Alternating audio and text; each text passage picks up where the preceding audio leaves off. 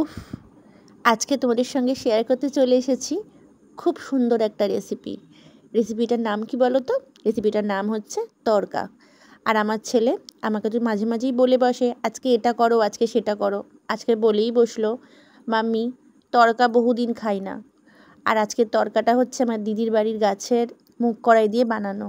তো চলো, মুগ কড়াইটা ভীষণই সুন্দর ছিল, সেই জন্য তড়কাটাও খুব সুন্দর হয়েছে।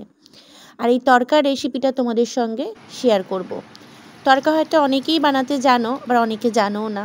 যারা জানো তারাও দেখো, যারা জানো না তারাও দেখো। তো চলো ঝটপট বানিয়ে নিতে শুরু করি। তো প্রথমে কড়াইগুলো নিয়ে নিচ্ছি আগের দিন রাত্রিরে। এটাকে আমি ওভারনাইট ভিজিয়ে রাখবো। জানো তো, ওভারনাইট ভিজিয়ে রাখবে তবেই কিন্তু এটা খুব সুন্দরভাবে ফুলে উঠবে পরদিন সকালে, যেটা সেদ্ধ করতে খুব কম সময় লাগবে। আর এই দেখো, পরদিন সকালে চলে এসেছি, একদম ফুলে সুন্দর হয়ে গেছে। এবার এটাকে আমি আজকে বানাবো তড়কা, গরমা গরম তড়কা। তো প্রথমে আমি এটা প্রেশার কুকারে সেদ্ধ করে নেব। যার যেরকম যতটা পরিমাণ সেই হিসেবে জল নিও। জলের পরিমাণটা তোমরা অবশ্যই জানো, কারণ সবাই পাকা গিন্নি। তো চলো, এবার আমি কিন্তু তড়কাটা সেদ্ধ করে নিলাম। আমি 2টো সিটি দিয়েছিলাম, আর এর মধ্যে পরিমাণ মতো নুন দিয়ে দিয়েছিলাম। দিয়ে প্রথমে কিন্তু আমি মুগ কড়াইটা সেদ্ধ করে নিলাম। আর দেখো, আমি কিন্তু বেশ সেদ্ধ মতো করে নিয়েছি। অনেকে করে 50% সেদ্ধ করে, আমার ঠিক সেরকম ভালো লাগে না। আমার একটু ঘাঁটা মাখা ভালো লাগে। তাতে না মুগ কড়াইয়ের মানে যে সেন্টটা হয়, যা স্বাদটা হয়, সেই স্বাদটা কিন্তু খুব খুলে বেরোয়। তো সে কারণেই কিন্তু আমি এভাবে করি। তো এরপর কিন্তু আমি আলু দিয়ে করব। আর বাঙালির কিন্তু আলু কিন্তু ফেভারিট। আর আমরা ঘরে যখন বানাই তখন কিন্তু আমরা আলুটা দিয়েই দিই। তো চলো, আলুটা দিয়েই কিন্তু সুন্দরভাবে হবে। তো আলু দিয়ে ছোট ছোট করে ডুমো করে আলু কেটে নিয়েছিলাম। আর আলুটাকে ভালো করে লাল করে নরম করে কিন্তু ভেজে নিয়েছি। তার কারণ মুগ কড়াইটা ওদিকে পুরোপুরি সেদ্ধ আছে, তাই আলুটাও আমাকে এখানে ভাজতে সেদ্ধ করে নিতে হবে। আর ওই তেলেতেই কিন্তু আমি বেশ খানিকটা তেজপাতা, শুকনো লঙ্কা, আর এরপরেই কিন্তু আমি বেশ অনেকটা পেঁয়াজ দিয়ে দিলাম। আর হ্যাঁ, একটা কথা, তেলটা কিন্তু বেশি করে নিও, নালে কিন্তু ভালো লাগবে না। আমি তেলটা প্রথমেই কিন্তু বেশি করে নিয়েছিলাম, মাঝে যদি লাগে আর একটু নেব। তো এরপরে আমি টমেটো কুচি করে রেখেছিলাম, টমেটো কুচিটাও দিয়ে দিলাম। দিয়ে নাড়াচাড়া একটু খানিকটা করে নেওয়ার পরে আদা রসুনের পেস্ট, ওটাও বেশ খানিকটা দিয়ে দিলাম। আদা রসুনের পেস্টটা দেওয়ার পর ভালো করে নাড়াচাড়া করে নিতে হবে। নাড়াচাড়া করে নেওয়ার পর কিন্তু এটাকে বেশ খানিকটা নাড়াচাড়া করবে। নাড়াচাড়া করে নেওয়ার পর এর মধ্যে যাবে হলুদ, বেশ খানিকটা হলুদ, তারপর জিরে গুঁড়ো, ধনে গুঁড়ো, লঙ্কা গুঁড়ো, এগুলো কিন্তু সবটাই যাবে। আর যারা মনে করো কাশ্মীরি লঙ্কা দেবে তো দিতে পারো, আমি কিন্তু দিই না। কাশ্মীরি লঙ্কাটা আমি ভীষণভাবে অ্যাভয়েড করি।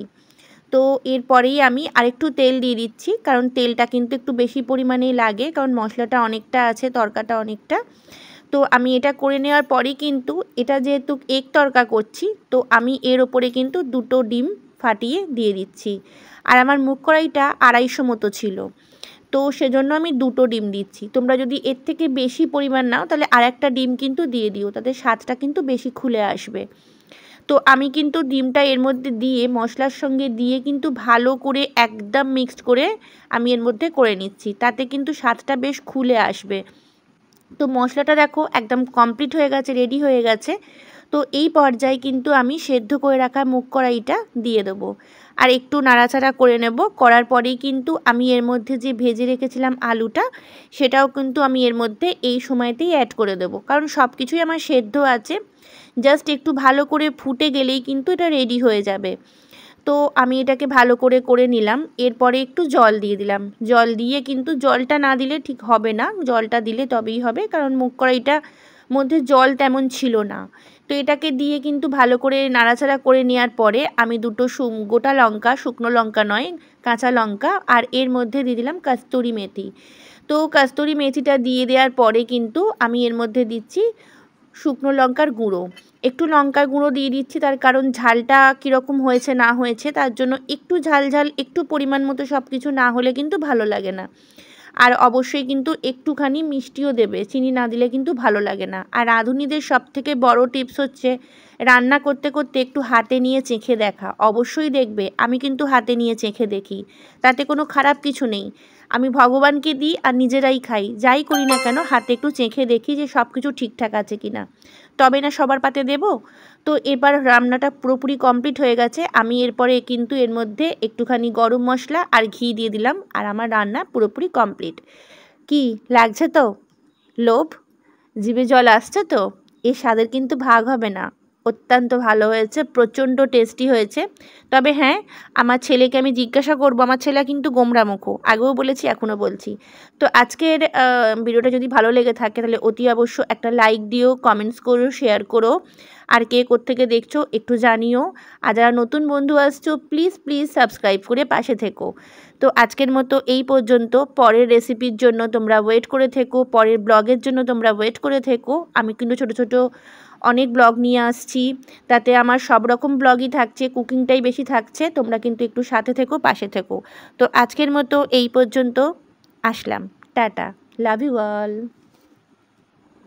তোমরা কিন্তু বাড়িতে ঠিক এই প্রসেসে একবার করে খেয়ে দেখো, আমার কথা মতো তোমাদের সকলের খুব ভালো লাগবে। কেমন হয়েছে?